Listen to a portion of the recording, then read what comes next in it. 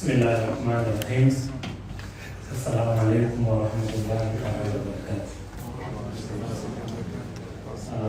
Executive Ambassador, Cultural Council, invited guests, speakers, and speakers.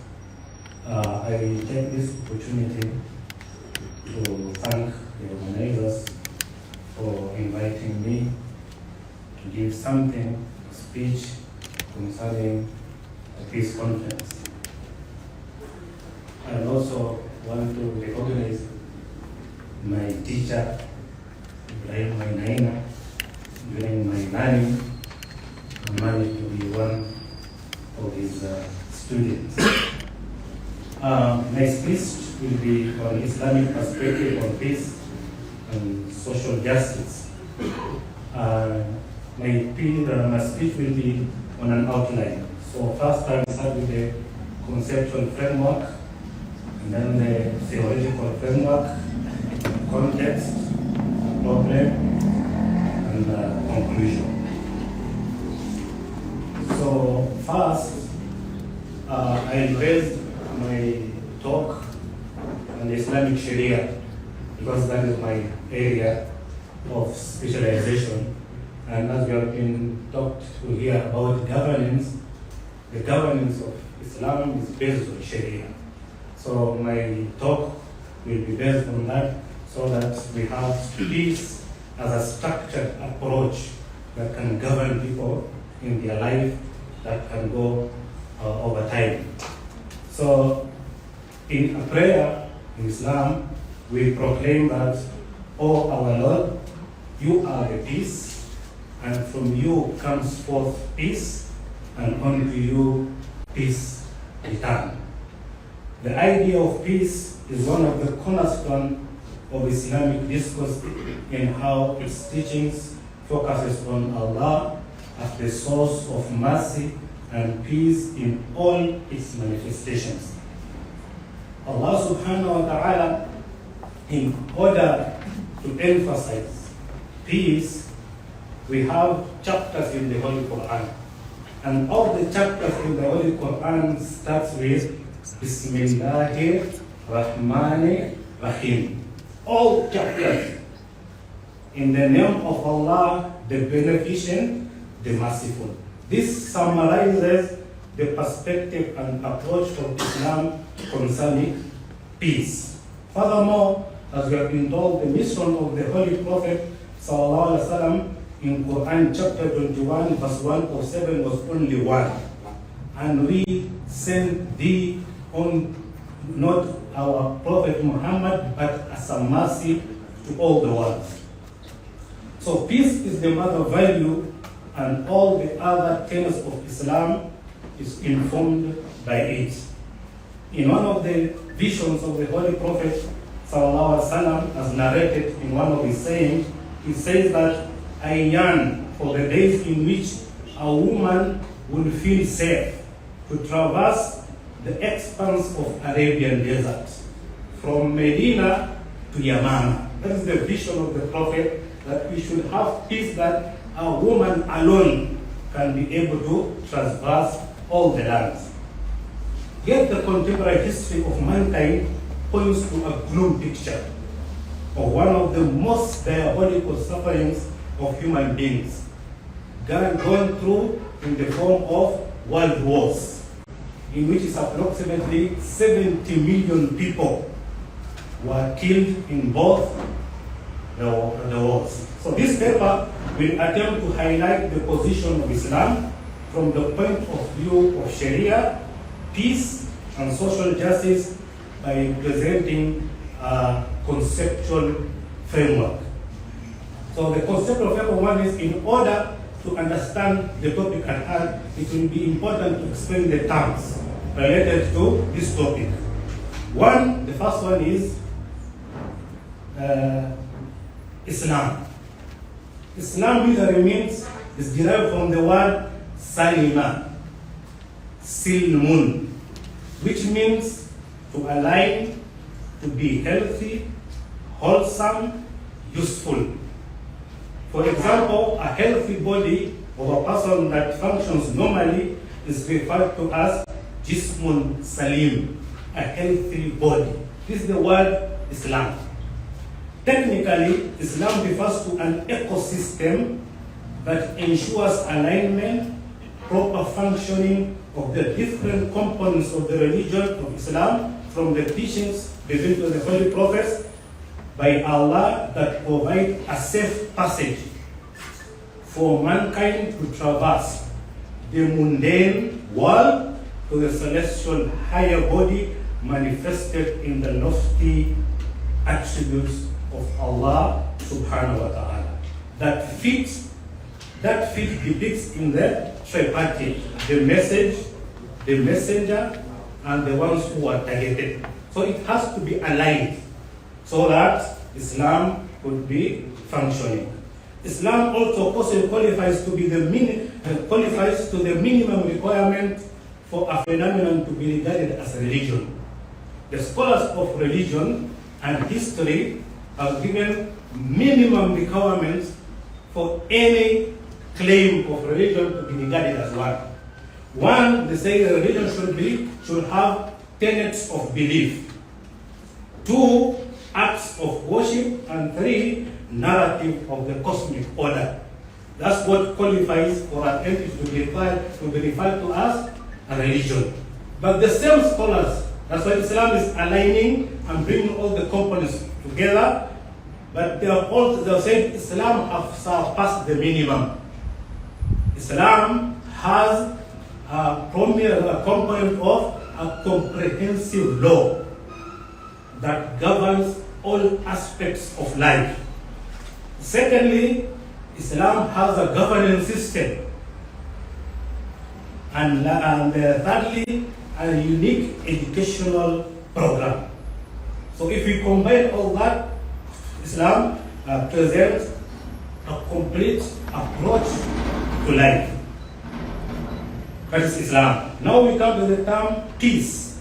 Peace refers to the word salam, which means a state or condition of tranquility by exhibiting the same to others. That is, we have what? For example, greetings. That's why Islam, the Holy Prophet, has said, spread greetings.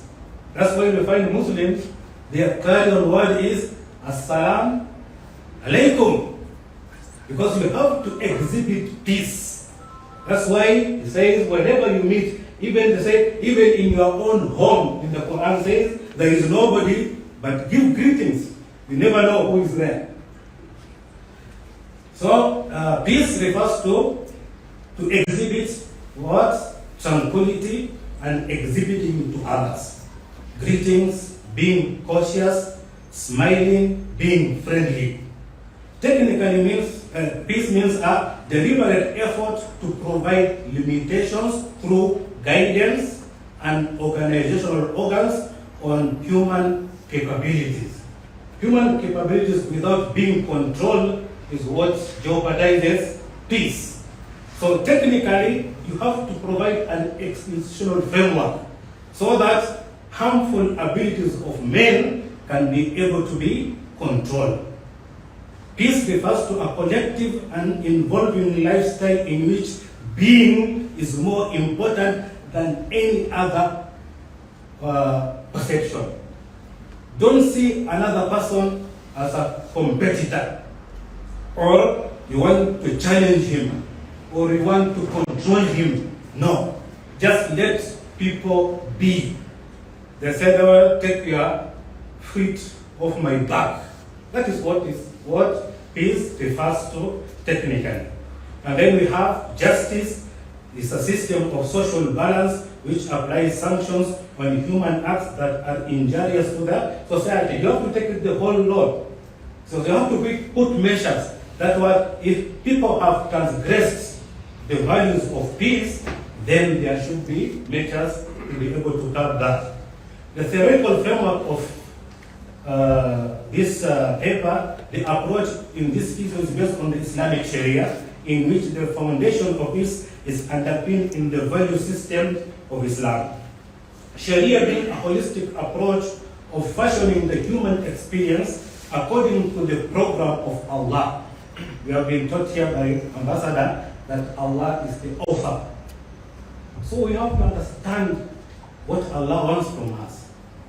That has to be in a program which Islam refers to as the Sharia.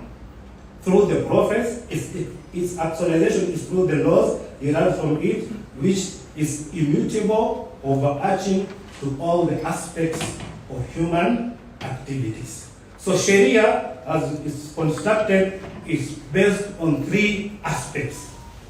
One, we have values, which are derived from the Holy Quran and Sunnah of the Prophets, anchored firmly as the foundations in Islam. So as we in other areas we study which are these values. One of them is peace.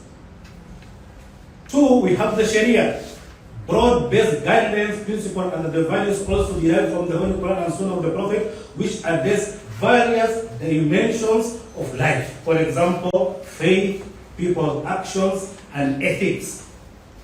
That's the second part of the Sharia. And lastly is the law. Particular articles and the Sharia that regulate particular human actions. Any good or any harm is from the human action. So there should be a way of how to regulate and guide that action is the third part of the Sharia. This is the mother value of Islam and the root values in which all laws emanate from. So to show that Islam is Sharia, is peaceful, shows us the elements of Islam, of Sharia. There are 6 elements of the Islamic Sharia, which when one is making laws, it has to put in regard. One, flexibility. If you want to be peaceful, you have to be flexible. To have a hard stand is what will cause a lot of problems. So one of the elements of Islamic Sharia is flexibility. 2 is simplicity. It has to be easy and simple. Accommodative, considerate, consistent, and harmonious, and thirdly, universal. So if we have Sharia in those principles, then Sharia will be able to serve mankind. One of the great thinkers of Islam who have defined, just summarize the values of Islam, Sayyid Muhammad Baqir al-Sadr, in his famous book, Our Philosophy, he tells that we normally mistake values for what they are. He says that we have natural values and we have social values. Natural values are the primordial nature which God has bestowed in the very genesis of the human being. And nobody can give another person that value. He says, for example, freedom. One cannot come and claim that he has given people and personal freedom. No, these are things that Allah has already bestowed us. Then he said, our problem mostly is from the social values. Because social values are supposed to come and develop, coordinate, and harmonize all these other values. So if you don't have a system, a social system that will be able to do that, then that's where people start clashing and peace is in jeopardy. Islam has elevated peace and regarded as the right of God in Sharia. In Sharia, Islamic Sharia, we have rights. The right of God is the right of public safety. Public safety is the right of God. So Islam, in order to be able to preserve public safety, it has provided measures. I'll just mention 2 of the Islamic Sharia. One, we have what is known as haraba. The second one, we have a bagyu. Haraba means mischief on earth, whereby destruction of life, property, livelihood, community. Allah has given harsh measures in the Quran in order to preserve that. He says in chapter 5, verse 33, he says, the response of those who war against God, you cannot fight God, you cannot have war, is now the public order, public safety. Allah has said, if you declare war on people, you have declared war on him. So Allah said, the proper recompense of those who war against God and His apostle and strive in land, spreading mischief therein, is only that they be slain or crucified, or their hands and their feet should be cut off from opposite sides, or be banished from the land. As people who have gone to the extreme, they should not be tolerated because they get to jeopardize the public safety. So Allah in the Sharia, in the part element of haraba, He has specified that. This is the measure to distract people from jeopardizing peace. The other one is bagyu. It may be a bit controversial, but it's in the Sharia, which is sedition, which means overthrow of a legitimate governing authority by armed revolt, by subjecting people to lose their dwellings, properties, lives, and livelihood. In the Sharia, Allah has given measures concerning baghi. He says, and if two parties of the believers fall into a quarrel among themselves, restore ye peace between them two. You should not have neutrality when peace is in jeopardy. That is, you are non-aligned, you don't know. Islam doesn't allow that. Those who, but if one of the two transgress against the other, fight ye thee all against that which is transgressing, until it complies with the command of God. And if it complies, then restore peace. So you cannot be in a neutral situation when people are suffering. There should be a measure. Otherwise, we continue to lose more lives. So, and justice, like Imam Ali in the People of Eloquence has stated, if you cannot tolerate justice, then transgression is more burdensome. We have to have a justice system, and we have to persevere. So if there is no justice, the alternative is more worse. And justice is what? Make peace to prevail. So the legal system of Islam specify damages. When peace has been violated, there are damages. So Islam has said individual damage, He has given a leeway. That's why we have revenge, qisas, and whatever. If somebody has murdered one person, so the person the person has been murdered, they are given options in case of murder and manslaughter. Even if you want revenge, or you want blood money, or you want to pardon, this is what an individual. But when it comes to collective damages, in Islamic it's not allowed. You are not allowed to pardon. You are not allowed to pardon somebody who has caused mass mischief. An individual is given an option, but for the whole, Islam doesn't give option in the Sharia. Lastly, we will come to the just a few minutes on the problems that we have, and then it will give us why we have why is peace in jeopardy? Why do we have peace? So some of the scholars have summarized that. One of the problems of not having peace is nation states. So like Islam, there was no boundaries. That one country starts from here and ends there. The earth is for Allah. Wherever you is where you are. So you don't demarcate boundaries. One of the problems that has caused peace to be in problems is the creation of nation states. And it's just a creation of human beings. And that's what is causing problem to us. So one of the problems is nation states. Third was military institutions. Because when you have a military, you don't give an option for dialogue. So, like the Holy Prophet, he didn't have a standing army. There was no standing army during the time of the Holy Prophet. If there is jihad, then the common people are assembled just for that assignment, then they go back as normal citizens. So there is no incentive for war. But we have institutional army institution, and they are psyched to do that, the only option will be now to look for war.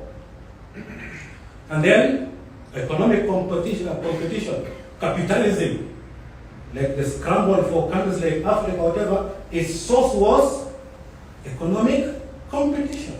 So we have to devise a way on how to relate in trade rather than competition and attacking, driving others from their land so that you can get natural resources.